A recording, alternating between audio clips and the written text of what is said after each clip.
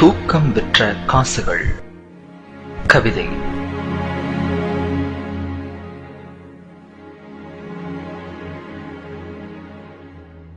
இருப்பவனுக்கோ வந்துவிட ஆசை, வந்தவனுக்கோ சென்றுவிட ஆசை.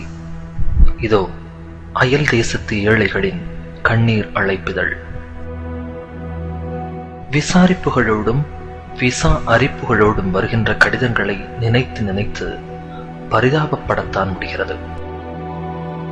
நாங்கள் பூசிக்கொள்ளும் வாசனை திரவியத்தில் வேண்டுமானால் வாசனைகள் இருக்கலாம், ஆனால் வாழ்க்கையில் தூக்கம் விற்ற காசில்தான் துக்கம் அளிக்கின்றோம். ஏக்கம் என்ற நிலையிலேயே இளமை கழிக்கின்றோம். எங்களின் நிலாக்கால நினைவுகளை எல்லாம் ஒரு விமான பயணத்தினூடே விற்றுவிட்டு கனவுகள் புதைந்துவிடும் என தெரிந்தே கடல் தாண்டி வந்திருக்கிறோம். மர உச்சியில் நின்று ஒரு தேன்கூட்டை கலைப்பவன் போல் வார விடுமுறையில்தான் பார்க்க முடிகிறது இயந்திரமில்லாத மனிதர்களை.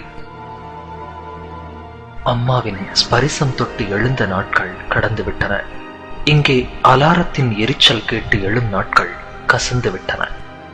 பழகிய வீதிகள், பழகிய நண்பர்கள், கல்லூரி நாட்கள் தினமும் ஒரு இரவு நேர கனவுக்குள் வந்து வந்து காணாமல் போய்விடுகிறது. நண்பர்களோடு ஆற்றில் விரால் பாய்ச்சல், மாட்டு வண்டி பயணம், நோன்பு நேரத்து கஞ்சி, தெல்கா, பம்பரம், சீட்டு, கோலி என சீசன் விளையாட்டுக்கள். ஒவ்வொரு ஞாயிற்றுக்கிழமையாய் எதிர்பார்த்து விளையாடி மகிழ்ந்த உள்ளூர் உலகக்கோப்பை கிரிக்கெட். இவைகளை நினைத்து பார்க்கும் போதெல்லாம் விசாவும் பாஸ்போர்ட்டும் வந்து விழிகளை நனைத்து விடுகிறது.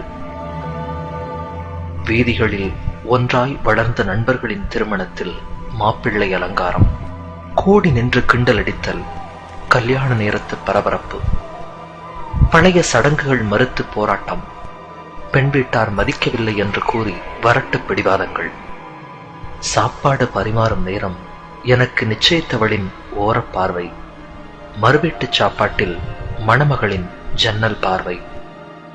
இவை எதுவுமே கிடைக்காமல் கண்டிப்பாய் வரவேண்டும் என்ற சம்பிரதாய அழைப்புதலுக்காக சங்கடத்தோடு ஒரு தொலைபேசி வாழ்த்தினூடே தொலைந்து விடுகிறது எங்களின் நீண்ட நட்பு. எவ்வளவு சம்பாதித்தும் என்ன, நாங்கள் அயல் தேசத்து ஏழைகள்தான். காற்றிலும் கடிதத்திலும் வருகின்ற சொந்தங்களின், நண்பர்களின் மரணச் செய்திக்கெல்லாம் அரபிக்கடல் மட்டும்தான் ஆறுதல் தருகிறது. ஆம், இதயம் தாண்டி பழகியவர்களெல்லாம் ஒரு கடலை தாண்டிய கண்ணீரிலேயே கரைந்து விடுகிறார்கள். இறுதி நாள் நம்பிக்கையில்தான் இதயம் சமாதானப்படுகிறது. இருப்பையும் இழப்பையும் கணக்கிட்டு பார்த்தால் எஞ்சி நிற்பது இழப்பு மட்டும்தான். பெற்ற குழந்தையின் முதல் ஸ்பரிசம், முதல் பேச்சு, முதல் பார்வை, முதல் கழிவு, இவற்றின் பாக்கியத்தை தினாரும் திருகமும் தந்துவிடுமா? கிள்ளச் சொல்லி குழந்தை அழும் சப்தத்தை தொலைபேசியில் கேட்கின்றோம். கிள்ளாமலேயே நாங்கள் தொலைவில் அழும் சப்தம் யாருக்கு கேட்குமோ?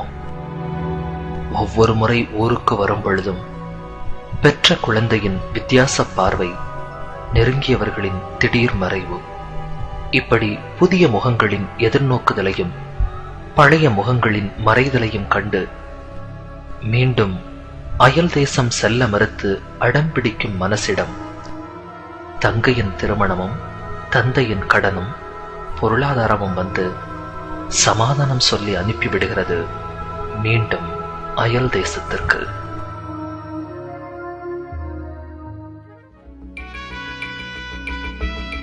தூக்கம் விற்ற காசுகள். கவிதை கேட்டீர்கள்.